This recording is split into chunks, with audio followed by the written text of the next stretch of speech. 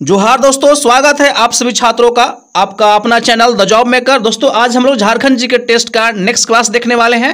दोस्तों आज के क्लास में आपको मिसलेनियस टाइप का प्रश्न देखने को मिलेगा। ऑलमोस्ट सभी टॉपिक से 1 से 2 प्रश्न कवर करने का कोशिश किया गया है।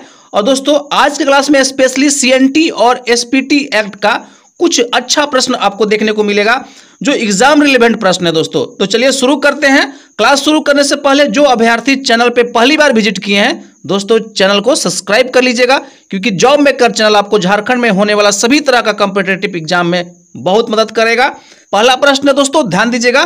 तुजुक ए जहांगीरी में झारखंड के लिए किस शब्द का प्रयोग किया गया है? तुजुक ए जहांगीरी में झारखंड के लिए किस शब्द का प्रयोग किया गया है? दोस्तों आपके पास ओनली 3 सेकंड्स का समय रहेगा आंसर करने के लिए। समय शुरू होता है अब। सही जवाब है दोस्तों खोखरा। ऑप्शन नंबर ए आपका सही आंसर है। तुजुक ए जहांगीरी में झारखंड के लिए खोखरा शब्द का प्रयोग किया गया है। ऑप्शन नंबर ए आपका सही आंसर है। चलते हैं दोस्तों नेक्स्ट प्रश्न की ओर। नेक्स्ट प्रश्न है दोस्तों, ध्यान दीजिएगा। सेकंड नंबर का प्रश्न है, बहुत अच्छा प्रश्न है। झारखंड राज्य के किस जिले से दालमी और बुधपुर से छूट गया? दोस्तों बुधपुर से बौद्ध स्मारक प्राप्त हुए हैं। प्रश्न को फिर से समझिएगा। झारखंड राज्य के किस जिले से दालमी और बुधपुर से स्मारक प्राप्त हुए हैं? सही जवाब है दोस्तों धनबाद। ऑप्शन नंबर सी आपका करेक्ट आंसर है। धनबाद से प्राप्त हुआ है। ठीक है, चलते हैं नेक्स्ट प्रश्न की ओर। नेक्स्ट प्रश्न दोस्तों ध्यान दीजिएगा। पूछा हुआ प्रश्न दोस्तों, निम्न में से किस राज्य के राजाओं को गोमुखी राजा कहा जाता था? निम्न में से किस राज्य के राजाओं को गोमुखी राजा कहा जाता था? सही जवाब है दोस्तों पंचेत। ऑप्शन नंबर ए आपका करेक्ट आंसर है। पंचेत राज्य के राजाओं को क्या कहा जाता था? तो गोमुखी कहा जाता था। दोस्तों कमेंट में अपनी प्रतिक्रिया जरूर डालिएगा। टोटल 25 क्वेश्चन में से आप कितना क्वेश्चन सही कर रहे हैं। चलते हैं नेक्स्ट प्रश्न की ओर। नेक्स्ट प्रश्न है दोस्तों, ध्यान दीजिएगा। भोक्ता विद्रोह किस क्षेत्र में घटित हुआ? भोक्ता विद्रोह किस क्षेत्र में घटित हुआ? सही जवाब है दोस्तों पलामू। ऑप्शन नंबर ए आपका करेक्ट आंसर है। भोक्ता विद्रोह पलामू क्षेत्र में घटित हुआ। और दोस्तों इसका नेतृत्व कौन किया था? तो जयनाथ सिंह भोक्ता, याद रखिएगा जयनाथ सिंह भोक्ता ने किया था। यह चेरो वंश का शासक चित्रजीत राय का दीवान था, याद रखिएगा। चलते हैं दोस्तों नेक्स्ट प्रश्न की ओर। नेक्स्ट प्रश्न दोस्तों ध्यान दीजिएगा। 5 नंबर का प्रश्न है, इनमें से किस विद्रोह के दौरान गोरिल्ला युद्ध का प्रयोग किया गया? इनमें से किस विद्रोह के दौरान गोरिल्ला युद्ध का प्रयोग किया गया?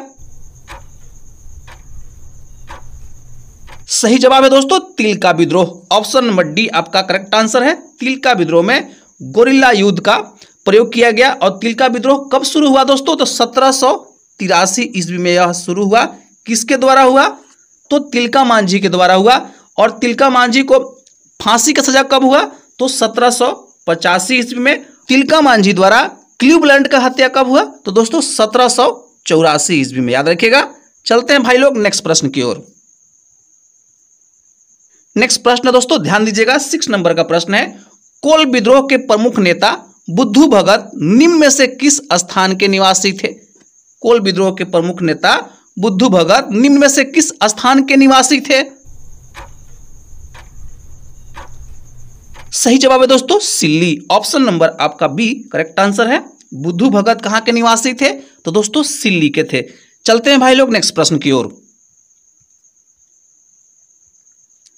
नेक्स्ट प्रश्न दोस्तों 7 नंबर और बहुत अच्छा प्रश्न है। इनमें से किस आंदोलन या विद्रोह को मुक्ति आंदोलन की संज्ञा दी जाती है? इनमें से किस आंदोलन या विद्रोह को मुक्ति आंदोलन की संज्ञा दी जाती है? सही जवाब है दोस्तों संथाल विद्रोह। ऑप्शन नंबर सी आपका करेक्ट आंसर है। और दोस्तों संथाल विद्रोह को हूल विद्रोह के भी नाम से जानते हैं। हूल विद्रोह के भी नाम से जानते हैं। 1855 ईस्वी में इसका शुरुआत होता है। किसके द्वारा? सिद्धू कान्हू चांद भैरव के द्वारा। चलते हैं भाई लोग नेक्स्ट प्रश्न की ओर। नेक्स्ट प्रश्न दोस्तों ध्यान दीजिएगा। 8 नंबर का प्रश्न है, ताना भक्तों ने कांग्रेस के किस अधिवेशन में भाग लिया था? ताना भगतों ने कांग्रेस के किस अधिवेशन में भाग लिया था? सही जवाब है दोस्तों ऑप्शन नंबर बी 1922 के गया अधिवेशन में। ऑप्शन नंबर बी आपका करेक्ट आंसर है। ताना भगतों ने कांग्रेस के किस अधिवेशन में भाग लिया था? तो 1922 के गया अधिवेशन में। चलते हैं दोस्तों नेक्स्ट प्रश्न की ओर। नेक्स्ट प्रश्न दोस्तों 9 नंबर, ध्यान दीजिएगा। और दोस्तों जेएसएससी द्वारा पूछा हुआ प्रश्न है, झारखंड के प्रथम ईसाई मिशन गौसनर मिशन की स्थापना किस देश के ईसाई दल द्वारा की गई? झारखंड के प्रथम ईसाई मिशन गौसनर मिशन की स्थापना किस देश के ईसाई दल द्वारा की गई? सही जवाब है दोस्तों जर्मनी। ऑप्शन नंबर सी आपका करेक्ट आंसर है। जर्मनी देश के ईसाई दल द्वारा गौसनर मिशन का स्थापना किया गया। चलते हैं दोस्तों नेक्स्ट प्रश्न की ओर। नेक्स्ट प्रश्न दोस्तों ध्यान दीजिएगा, 10 नंबर का प्रश्न है, मुगल सूबेदार राजा मान सिंह झारखंड के किस क्षेत्र को बंगाल की राजधानी बनाई? मुगल सूबेदार राजा मान सिंह झारखंड के किस क्षेत्र को बंगाल की राजधानी बनाई? सही जवाब है दोस्तों राजमहल। ऑप्शन नंबर आपका बी करेक्ट आंसर है। और दोस्तों कब बनाया? तो 1592 ईस्वी में। याद रखिएगा कब बनाया? 1592 ईस्वी में राजा मान सिंह के द्वारा राजमहल को। ऑप्शन नंबर बी आपका करेक्ट आंसर है। चलते हैं भाई लोग नेक्स्ट प्रश्न की ओर।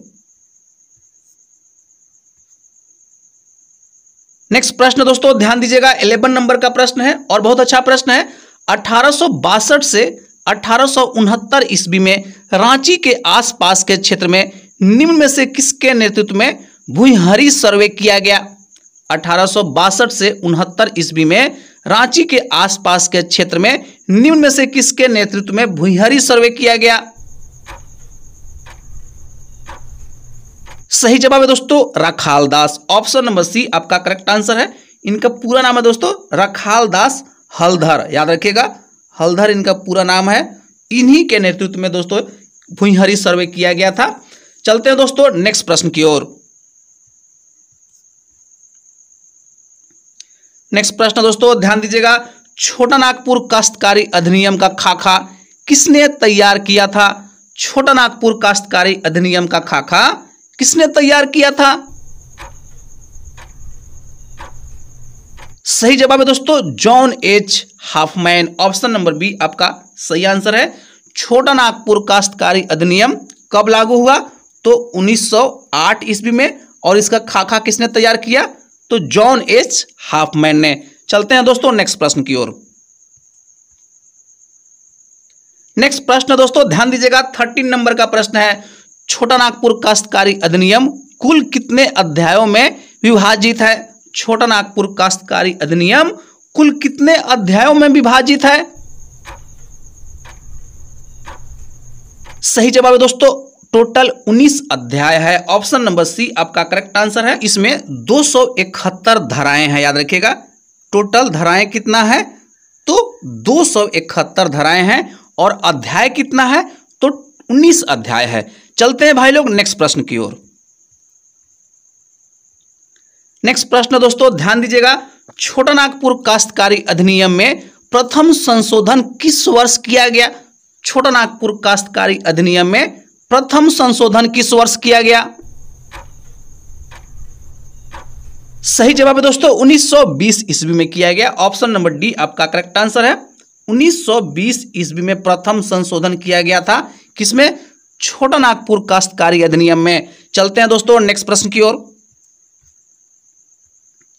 नेक्स्ट प्रश्न दोस्तों ध्यान दीजिएगा, 15 नंबर का प्रश्न है, छोटा नागपुर काश्तकारी अधिनियम के अनुसार कोरकर भूमि पर कितने वर्षों तक मालगुजारी नहीं लगाई जाती है? प्रश्न को फिर से समझिएगा, छोटा नागपुर काश्तकारी अधिनियम के अनुसार कोरकर भूमि पर कितने वर्षों तक मालगुजारी नहीं लगाई जाती है? सही जवाब है दोस्तों 4 वर्षों तक। ऑप्शन नंबर ए आपका करेक्ट आंसर है। ठीक है दोस्तों नेक्स्ट प्रश्न की ओर चलते हैं। नेक्स्ट प्रश्न दोस्तों ध्यान दीजिएगा, 16 नंबर का प्रश्न है, संथाल परगना काश्तकारी अधिनियम 1949 की किस धारा के तहत रैयती भूमि का विनिमय किया जा सकता है? प्रश्न को एक बार फिर से समझिएगा दोस्तों। संथाल परगना काश्तकारी अधिनियम 1949 की किस धारा के तहत रैयती भूमि का विनिमय किया जा सकता है? सही जवाब है दोस्तों धारा 23, ऑप्शन नंबर आपका डी सही आंसर है। ठीक है, धारा 23 के अंतर्गत आप विनिमय कर सकते हैं। विनिमय मतलब होता है दोस्तों बदलैन, जिसको आप गांव में जानते हैं, बदलैन को हम लोग विनिमय भी बोलते हैं। चलते हैं दोस्तों नेक्स्ट प्रश्न की ओर। नेक्स्ट प्रश्न है दोस्तों, ध्यान दीजिएगा। छोटा नागपुर काश्तकारी अधिनियम के तहत भूमि के लगान में परिवर्तन करने हेतु कौन अधिकृत है? प्रश्न को फिर से समझिएगा, बहुत अच्छा प्रश्न है। छोटा नागपुर काश्तकारी अधिनियम के तहत भूमि के लगान में परिवर्तन करने हेतु कौन अधिकृत है? सही जवाब है दोस्तों जिला उपायुक्त, ऑप्शन नंबर आपका ए करेक्ट आंसर है। याद रखिएगा, जिला उपायुक्त यही परिवर्तन कर सकता है और कोई ये नहीं कर सकता है। चलते हैं दोस्तों नेक्स्ट प्रश्न की ओर। नेक्स्ट प्रश्न दोस्तों ध्यान दीजिएगा। राज्य स्तरीय विस्थापन एवं पुनर्वास परिषद का अध्यक्ष कौन होगा? राज्य स्तरीय विस्थापन एवं पुनर्वास परिषद का अध्यक्ष कौन होगा? सही जवाब है दोस्तों मुख्यमंत्री, ऑप्शन नंबर ए आपका करेक्ट आंसर है। याद रखिएगा, विस्थापन एवं पुनर्वास परिषद का अध्यक्ष कौन होता है? तो दोस्तों मुख्यमंत्री होता है। चलते हैं भाई लोग नेक्स्ट प्रश्न की ओर। नेक्स्ट प्रश्न दोस्तों ध्यान दीजिएगा। 19 नंबर का प्रश्न है, प्रत्येक जिला में प्रत्यार्पण करने वाले उग्रवादियों के लिए गठित पुनर्वास का अध्यक्ष कौन होता है? प्रश्न को फिर से समझिएगा। प्रत्येक जिला में प्रत्यार्पण करने वाले उग्रवादियों के लिए गठित पुनर्वास का अध्यक्ष कौन होता है? सही जवाब है दोस्तों जिला दंडाधिकारी, ऑप्शन नंबर सी आपका सही आंसर है। याद रखिएगा, प्रत्यार्पण करने वाले उग्रवादियों के लिए गठित पुनर्वास का अध्यक्ष कौन होता है? तो जिला दंडाधिकारी होता है। दोस्तों चलते हैं नेक्स्ट प्रश्न की ओर। नेक्स्ट प्रश्न दोस्तों ध्यान दीजिएगा। 20 नंबर का प्रश्न है, झारखंड राज्य निर्यात नीति की घोषणा किस वर्ष की गई? झारखंड राज्य निर्यात नीति की घोषणा किस वर्ष की गई? सही जवाब है दोस्तों 2015, ऑप्शन नंबर सी आपका करेक्ट आंसर है। याद रखिएगा, झारखंड राज्य निर्यात नीति की घोषणा कब किया गया? तो 2015 में किया गया। चलते हैं भाई लोग नेक्स्ट प्रश्न की ओर। नेक्स्ट प्रश्न दोस्तों ध्यान दीजिएगा। 21 नंबर का प्रश्न है, संथाल गांव के धार्मिक प्रधान को क्या कहा जाता है? संथाल गांव के धार्मिक प्रधान को क्या कहा जाता है? सही जवाब है दोस्तों नायके, ऑप्शन नंबर सी आपका करेक्ट आंसर है। याद रखिएगा, संथाल गांव के धार्मिक प्रधान को क्या कहा जाता है? तो भाई नायके कहा जाता है। चलते हैं दोस्तों नेक्स्ट प्रश्न की ओर। नेक्स्ट प्रश्न दोस्तों ध्यान दीजिएगा। 22 नंबर है, उरांव जनजाति में पंचायत को क्या कहा जाता है? उरांव जनजाति में पंचायत को क्या कहा जाता है? सही जवाब है दोस्तों पंचोरा, ऑप्शन नंबर सी आपका करेक्ट आंसर है। याद रखिएगा, उरांव जनजाति में पंचायत को क्या कहा जाता है? तो पंचोरा कहा जाता है। दोस्तों चलते हैं भाई लोग नेक्स्ट प्रश्न की ओर। नेक्स्ट प्रश्न दोस्तों ध्यान दीजिएगा। बारंग चीती लिपि का विकास इनमें से किस व्यक्ति द्वारा किया गया? बारंग चीती लिपि का विकास इनमें से किस व्यक्ति द्वारा किया गया? सही जवाब है दोस्तों लोको बोद्रा, ऑप्शन नंबर आपका बी करेक्ट आंसर है। याद रखिएगा दोस्तों, यह हो भाषा का लिपि है। किसका है? हो भाषा का लिपि है दोस्तों बारंग चीती, और इसका आविष्कार किसने किया? तो लोको बोद्रा ने किया है। चलते हैं दोस्तों नेक्स्ट प्रश्न की ओर। नेक्स्ट प्रश्न दोस्तों ध्यान दीजिएगा। 24 नंबर का प्रश्न है, लोहरा जनजाति को किसका वंशज माना जाता है? लोहरा जनजाति को किसका वंशज माना जाता है? सही जवाब है दोस्तों असुर, ऑप्शन नंबर डी आपका करेक्ट आंसर है। दोस्तों इसको कैसे याद कर सकते हैं? तो असुर जनजाति को क्या कहा जाता है? लौहकर्मी कहा जाता है।